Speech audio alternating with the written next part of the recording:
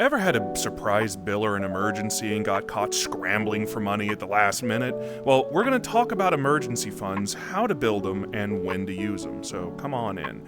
First, I'm Manatee Outlaw. Yes, I am old enough to be your father, but no, stop calling me daddy. And by the way, when the waiter asks you what you want to drink, don't say daddy and then look at me. Like, come on, that was awkward. I had to give him like a 30% tip. Anyway, look, we've all been there. Your car makes a super concerning new noise, you have to go get medical care for the first time in a while and they discover something unpleasant.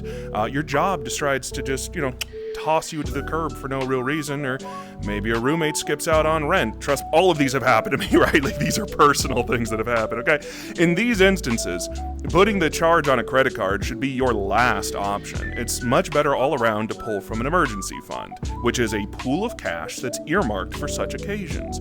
But what's a good size, and when do you use it, and how do you get started, right? Let's start backwards real quick.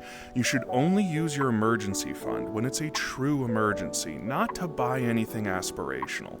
If you're saving up for a car or a gaming console or whatever it is, a vacation or something, these are not emergencies. So the emergency fund cash should be in its own account. You will be tempted, once you see it start growing, you'll be tempted to say, well, today I'll just use it to buy a pizza, or I'll use it just to buy something nice for myself. Don't. Let it be a completely separate account for this purpose, alrighty? As a rule of thumb, if you're in the United States, you should shoot for an initial emergency fund of about $1,500 and an eventual capped emergency fund of $5,000. Now note, this isn't the 3 to 6 month living expenses thing. That's something completely different, okay? This is purely for that immediate, sudden, I've got to get something done. $1,500 can cover any one giant issue, broadly speaking, okay? You can get your car towed and potentially get it looked at and maybe even fixed for $1,500. You can pay a high deductible healthcare plan for $1,500, okay? You can cover most rents in the United States for $1,500, especially if you have roommates and you just need to make up a month, okay? That's, again, a rule of thumb here. $5,000 covers multiple overlapping issues, especially if you're properly insured.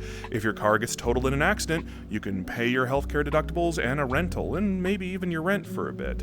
And again, this is all assuming that you're fully and properly insured, which is not as hard as you think. I have another video on how to do that, so please watch that if you're interested. But what I want you to do, and what I want you to do today, is open up a savings account or take your savings account and just shave off a small amount of your check every single paycheck. Do it before other bills, pay yourself first. Drop this money into the savings account and don't worry about optimizing it, or this bank has a 5% rate and this one's at 4.8 or whatever it is. Not important, not the purpose. This cash is just a slush fund for problems, okay? I started my emergency fund back in the day with like $50 off every paycheck. I slowly cranked it up, but when I viewed that $50 as like a bill and just added it to my budget, not a big deal, right? If you can afford more, do it. Get to that $1,500, then get to that $5,000 number.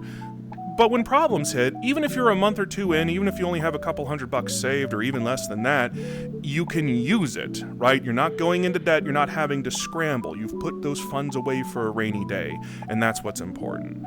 Speaking of important, I'm trying to grow. I'd appreciate it if you found this was useful, a little bit actionable. Please share it with your friends, like it, comment. I read all the comments. In fact, this video was about somebody who wanted help with budgeting, so please, interact. I am here. And if you're ever on, I know very few people ever listen to the end.